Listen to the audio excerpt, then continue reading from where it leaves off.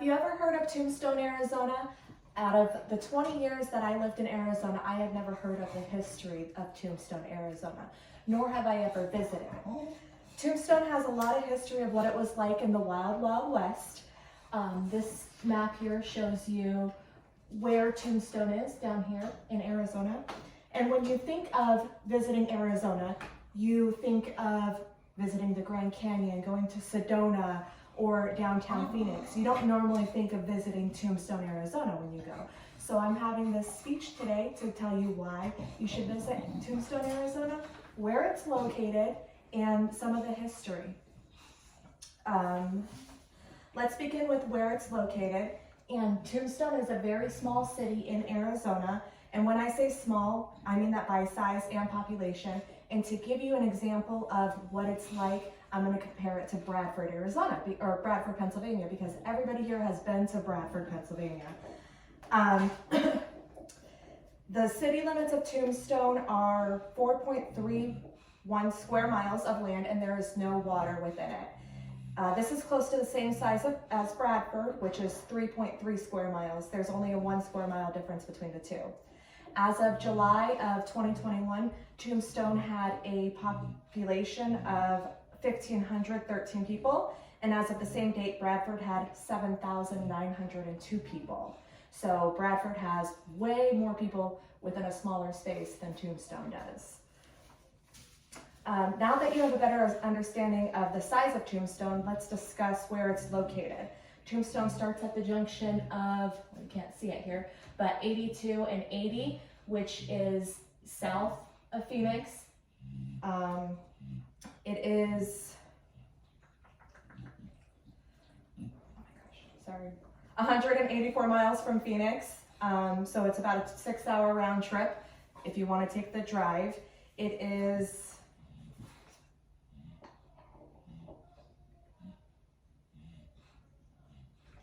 I think it's about 40 miles from Mexico, 30 to 40 miles from Mexico. It's not that far. I had it in my notes and I lost it. I'm sorry, guys. Although Tombstone is a small town and far away from everywhere else, it offers a rich history of what it was like in the Wild West.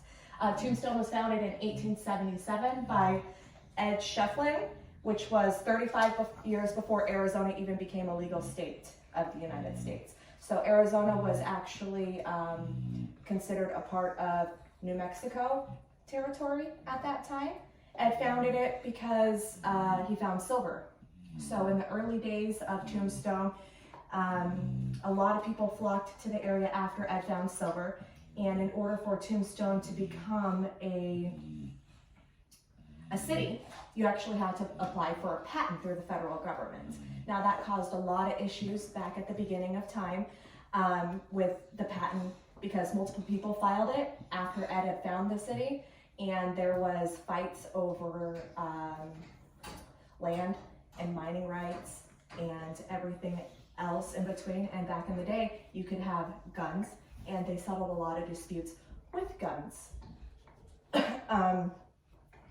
And just 4 years after being founded, it is said that there was anywhere from 4,000 to 5,000 people already living within the Tombstone limits, but they say that they only counted white men above the age of 21, so the population would have been a lot greater than that after the first 4 years of the town being started.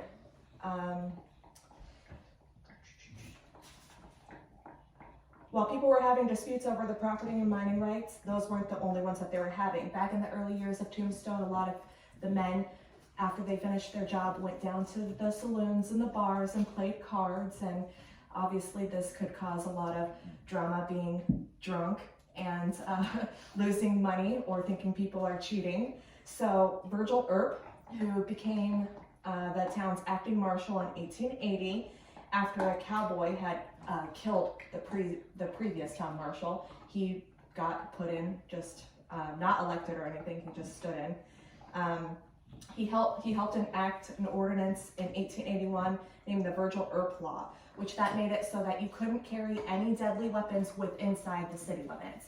Anybody entering the city had to just put their weapons at a saloon or a library, and they weren't allowed to carry within the city because of all the problems and drama that they were having within there.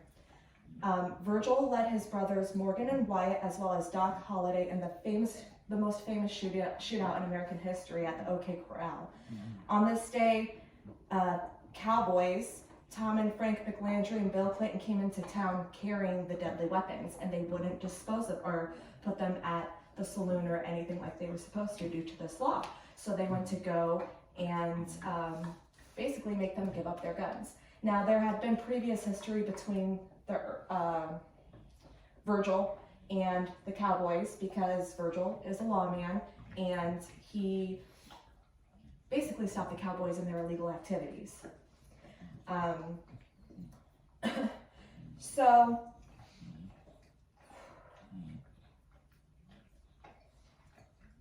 Virgil confronted the cowboys about entering the city, and this is where the famous gunfight at the OK Corral came from. It was a 30-second shootout that killed Tom and Frank McGlandry and Billy Clayton. Virgil and Morgan were wounded, and Holliday was grazed. After the gunfight, somebody tried to charge Holliday and the Earp brothers for murder, but they were found innocent because they were doing their duty as lawmen. And then afterwards, the other cowboys tried to retaliate against the lawmen, and they killed Morgan and permanently maimed Virgil. The cowboys were not legally charged because there was no proof of their crimes of the retaliation, but the new marshal of Tombstone came in and decided he was going to kill whoever he thought was guilty out of the rest of the remaining cowboys. There is a daily gunfight at the OK Corral reenacted for visitors of Tombstone to witness, which is one of the reasons why you should go and consider visiting. Visiting Tombstone is like taking a step back in time. Oh my gosh, you guys. I'm sorry. It just popped up. All of these pictures are showing you pictures of old Tombstone. The black and white ones were old Tombstone, and then these ones are currently what it looks like. So it definitely looks like you're going back in the Wild Wild West. Between the reenactment of the gunfight and the reversal of the Virgil Herp law that happened in 1992, if you visit Tombstone, you'll be sure to see several people openly carry firearms. Arizona is one of the 24 states that allows people to openly carry firearms.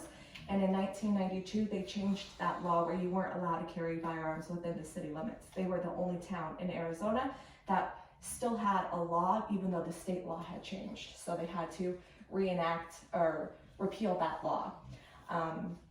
This has caused a lot of problems with a lot of the local businesses down there because people openly carry and drink at the saloon and want to act like the old cowboys. Now, it's okay for you to openly carry. I mean, it is legal, but you don't want to be making any threats or anything because that's still illegal. Don't be going around trying to act like an old cowboy or anything if you go visit. Tombstone has the saloon that you would expect it to be designed as an old saloon. It's called Big Nose Kate's Saloon. It's usually a loud place that plays country music. It has red curtains with gold fringe, American flags, wagon wheels, cattle skulls around it, and make customers feel like they're in the Wild Wild West. The owner of Kate is Chris, and he had previously stated that people like heroes and clear lines between good guys and bad guys like in old Western movies, and that's why people like the city of Tombstone. As we come to the end of my presentation, I would like to review some key points. Tombstone is a small town in Arizona with a rich history of the Wild West. It's not much larger than Bradford, with a much smaller population. It's about 3 hours from the center of Phoenix. Even though we don't learn much about Tombstone history in school or about it as a tourist destination, it's a place of great importance of Arizona history. If you like gunfights, old Western movies, and clear lines between good guys and bad guys, you should consider visiting Tombstone. And now I'm happy to answer your questions. Any questions? Was it Wyatt Earp, part of the brothers? Yes, he was one of the Earp brothers, yes. He was one of the Earp brothers. He was also a sheriff as well, wasn't he? I believe he was a sheriff, but I was more, my information was more into marshals. Oh. So I was researching the marshals back in the day, not specifically on the sheriffs, but a lot of them had short stints because they were killed in all of these gunfights and shootouts and all the crazy stuff that was happening back in the day. Doc Holliday's grave there? I do not know that. Oh. There is some pictures, I don't know if they showed yet or not, of some of the grave sites Yeah. that they memorized from the OK Corral. And there should be some pictures shown of the gunfight at the OK Corral, how they reenact it. Oh, right there. Oh, there's that. Really quick. Is that why they named it Tombstone after all the deaths from the gunfights, or? No, the name Tombstone came when the town was created, so that was before a lot of the fights and stuff were happening. And Ed, the founder, actually named it after one of the mines that was named that when he started. So, Kind of ironic. right? I didn't even think of that. Any other questions? No? Okay. Oh, that's good. Thank you guys. Yeah.